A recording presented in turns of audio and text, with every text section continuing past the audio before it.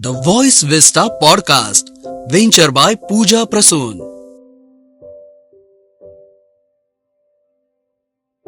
Welcome to the Parenting Blueprint with Suchita Ji Rajguru at the Voice Vista venture by Pooja Prasoon.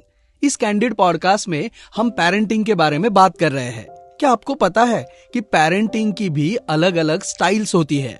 जी हाँ, अगर आपको नहीं पता तो ये स्पेशल एपिसोड आपके ही लिए है, जहां प्रिंसिपल सुचिता जी राजगुरु पेरेंटिंग की जटिलताओं का पता लगाने में हमारी मदद करेंगी और हम विभिन्न पेरेंटिंग स्टाइल्स पर चर्चा करेंगे।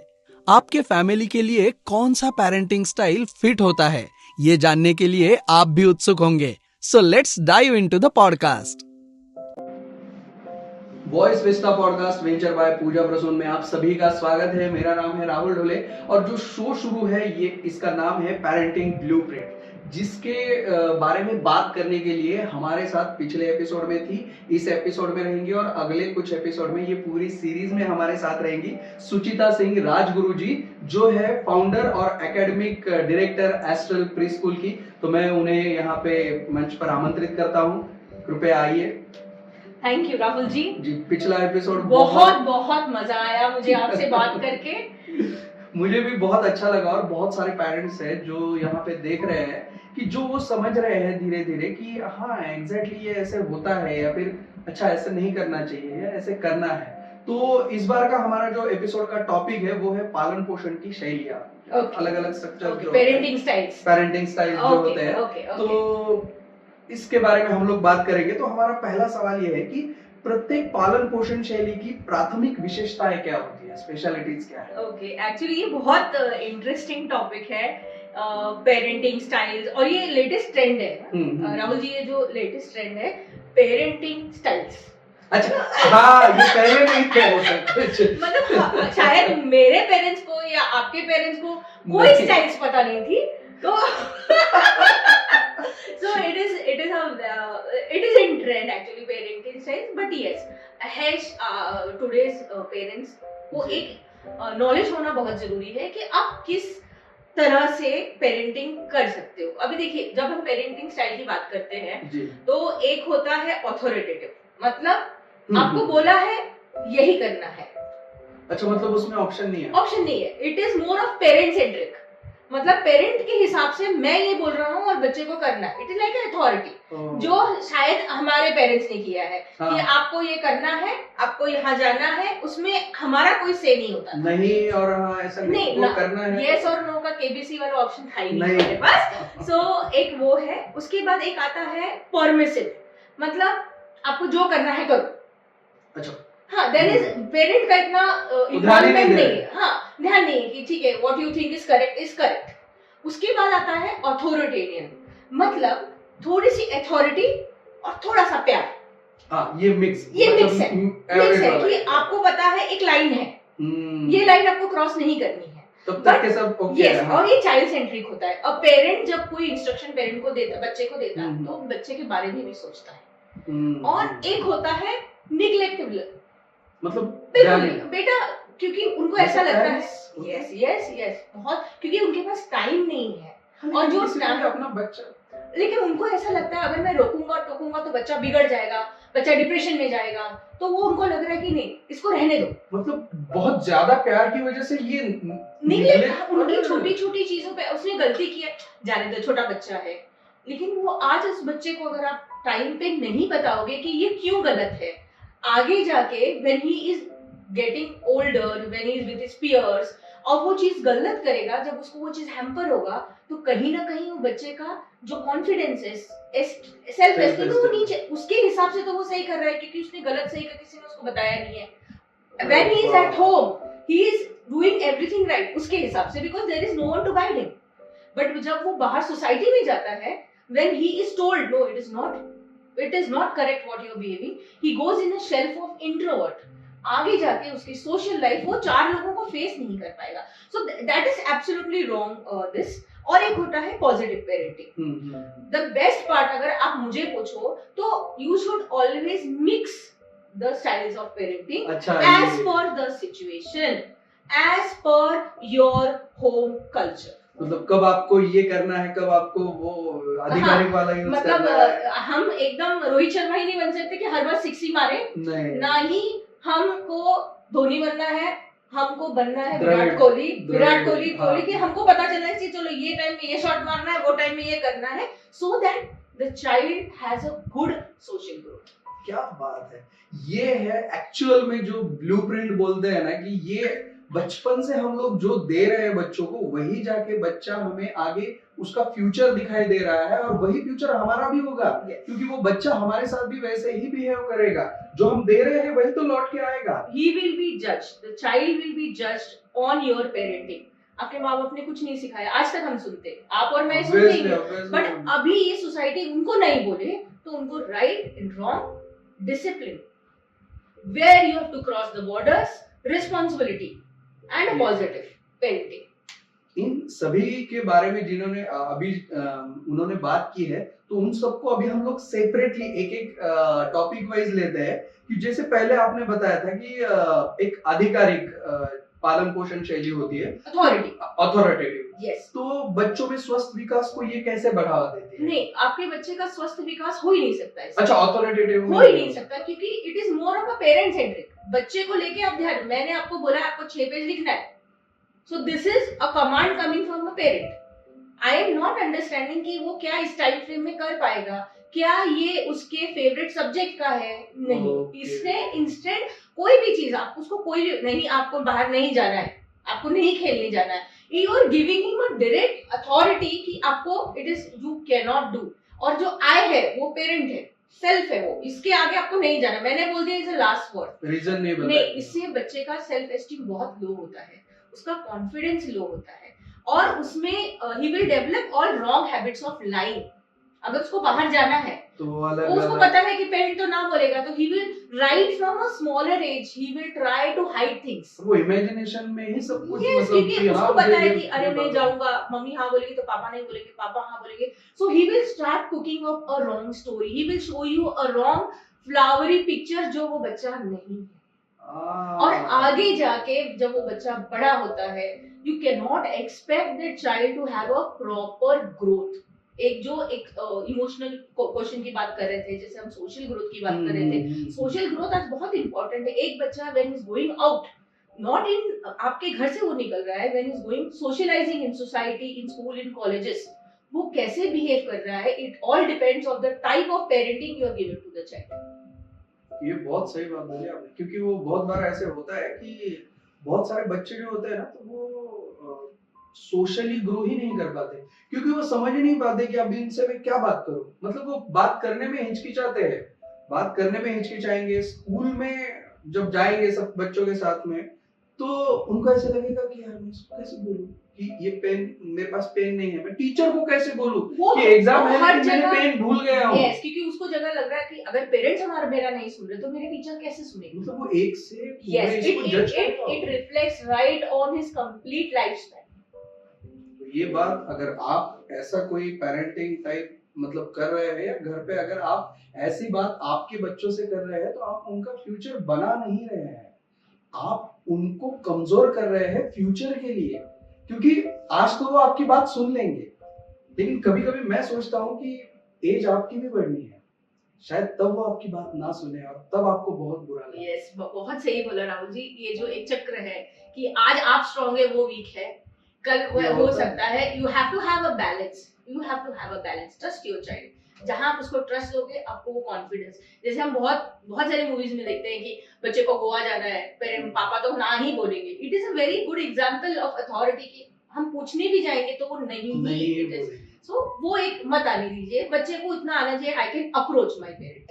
आपने अगर पुरानी, मतलब मुझे एक रेफरेंस याद आ गया पुरानी मूवी का, ये जो अथॉरिटेटिव जो बोला ना आपने, तो मेरे ख्याल से शराबी वो मूवी थी कि जिसमें जो प्राण साहब थे, तो वो अमिताभ बच्चन को बचपन से वो समय ही नहीं दे रहे थे।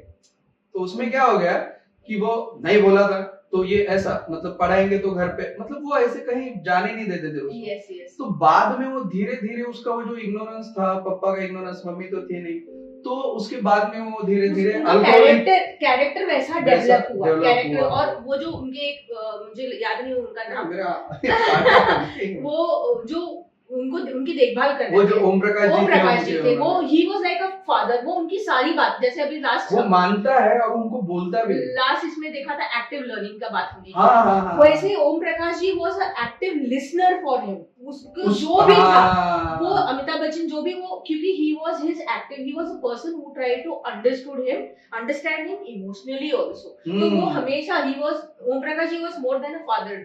एंड सेम था लाइक परिचय में, यस, कि जितेंद्र जो थे तो वो सुनते थे बच्चों की, लेकिन जिनके वो एक्चुअल में बच्चे थे वो थे प्राण साहब, उसमें भी मेरे ख्याल से प्राण साहब ही थे।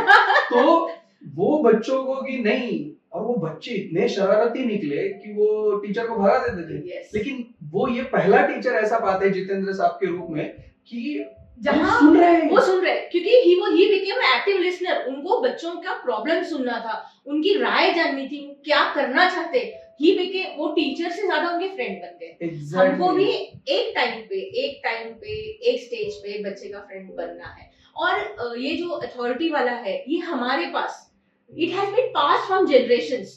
मेरे फादर ऐसे थे, उनके फादर वैसे थे।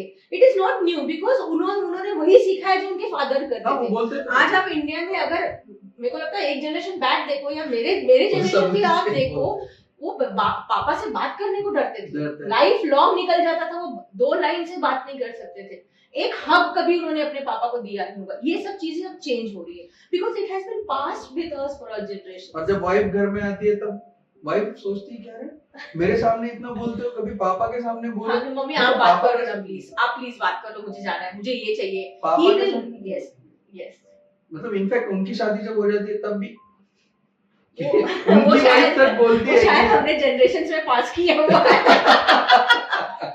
और इसी का जो अगला जो पोर्शन है कि एक एकाधिकारिक पालन पोषण शैली में बच्चों स्वस्थ विकास को कैसे बढ़ावा देती है, मेरे ख्याल से ये हो गया है सब। yes. तो एक बच्चे के व्यवहार पर सत्तावादी दृष्टिकोण के संभावित नकारात्मक प्रभाव क्या है, जो नेगेटिव सर यही होता है, देखिए राहुल जी, कि हम कोई भी चीज को अगर दबाने की बहुत कोशिश करेंगे, या तो वो ब्लास्ट होगी क्योंकि उसमें आपने इतना उस बच्चे में आपने इतनी चीजें उसकी खिलने ही नहीं दी, उसको बोलने ही नहीं दिया। फिर वो जहां बोलेगा it will go in a very wrong sense, negative sense, मतलब कहीं ना कहीं he will have a destroyed self confidence, he will not be socially very strong with his friends, he will not be academically good, he will not have confidence, उसका EQ भी बहुत लो होगा, वो introvert होगा, उसको खुद की बात करेक्ट भी होगा तो किसी के सामने नहीं समझ ही नहीं पाएगा कि इसको बोलते कैसे, या हम लोग करेक्ट भी हो सकते हैं। यस,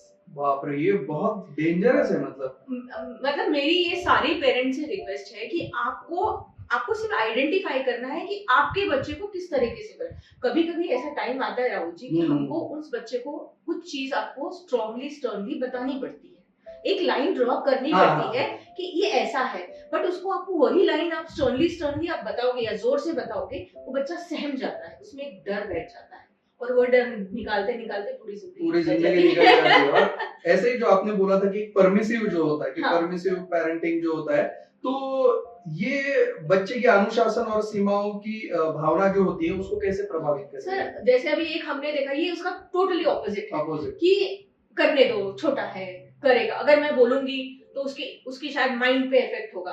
पर वहां क्या हम कर रहे हैं, हम बच्चे का वो होता है ना, एकदम पॉजिटिव भी अच्छा नहीं है, एकदम नेगेटिव भी अच्छा नहीं है। आप उसको जब आज गलत भी चीज कर रहा है, जाने तो छोटा है, बड़ा होके सीख जाएगा, लेकिन उसको सिखाने वाले भी तो हम है ना, तो आप उसको डंडा लेके मत सिखाओ, ये हो गया अथॉरिटी। या तो कर लेगा, अपने आप कर लेगा, ये हो गया permissive. You are not paying attention कि उसको इस एज में आपको कैसा बोलना है। अगर वो चीज गलत है आप उसको समझाओ, आपको कहीं लगे कि नहीं इसमें डिसिप्लिन बिहेवियर इशू है, आप उसको स्टर्नली बताओ कि ये चीज गलत है। नहीं, और बहुत होता है, बहुत के नहीं रे वो छोटा है कर लेगा, लेकिन उसके बाद वो हैबिट बन जाती है। फिर वो आप जब उसको मॉल में लेके जाते हो और उसको वही चाहिए, जब वो बच्चा रोता है तो आप एकदम ये हो जाते हो कि अरे ये क्यों, 4 लोगों के सामने शर्मिंदा हो जाते हो, बट उसमें वो बच्चे का प्रॉब्लम नहीं, हमने ही उसको वैसा किया है। आप उसको राइट टाइम पे राइट तरह का गाइडेंस करो। तो परमिसिव मतलब उसको छोड़ दिया, जाने तो जाने, नहीं इमोशनली वीक हो जाएगा, ये हो जाएगा, तो ये बैलेंस करना बहुत जरूरी है।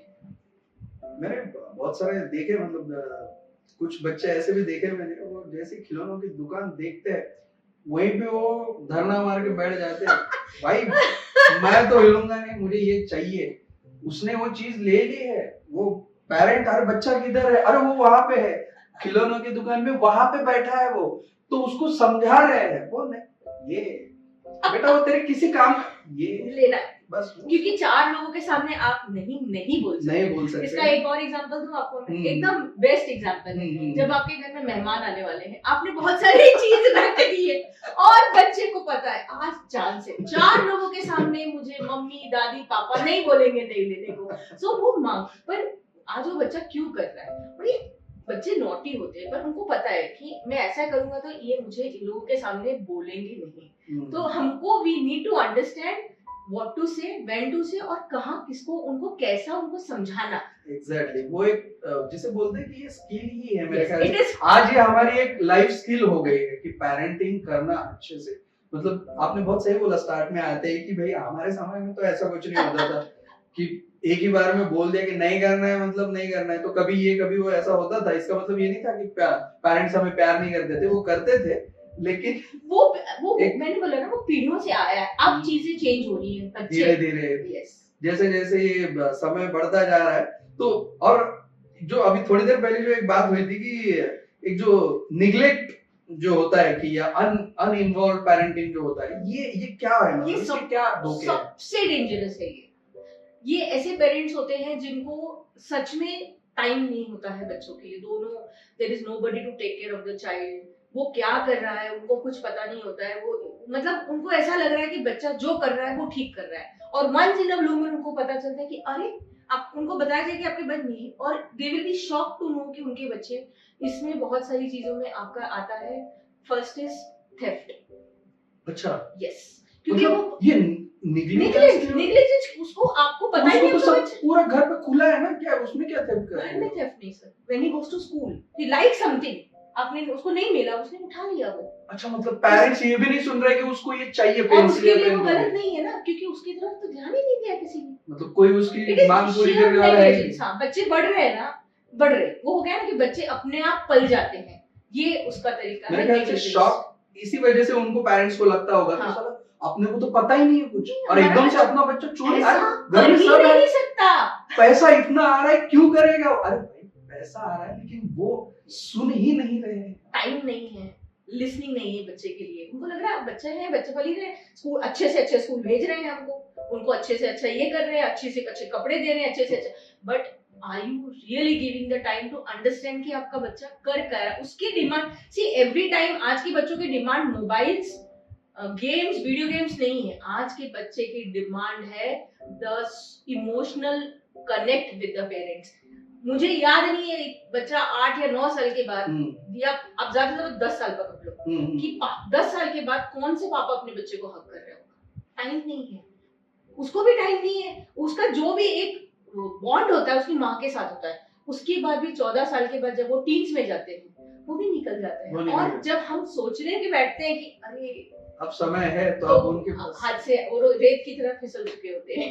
मैंने मेरे घर में पहले बोल के रखा है, मैं बोला देखो जो भी ध्यान देना है बच्चे जब तक छोटे हैं तब तक है, अब तुम समय नहीं दोगे, बाद में कोई एक्सपेक्टेशन मत रखना कि मैं तुम्हें समय देंगे, समय भी नहीं देंगे। और उनके पास वो एक बार थोड़ा सा एक, जैसे आपने टीन में बोला ना, तो एक 8वीं 9वीं मेरे हिसाब से, Yes, yes. 10वीं में गए ना बच्चे, उसके बाद में वो पलट के नहीं देखेंगे, क्योंकि फिर वो उनकी एक दुनिया है, उसमें इतने बिजी हो जाएंगे कि भाई आपके पास फिर समय होगा कि अरे अब तो बच्चे भी बड़े हो गए, अब मैं मेरा जॉब भी नहीं है, ये तब वो आपके हाथ देर हो चुकी और है।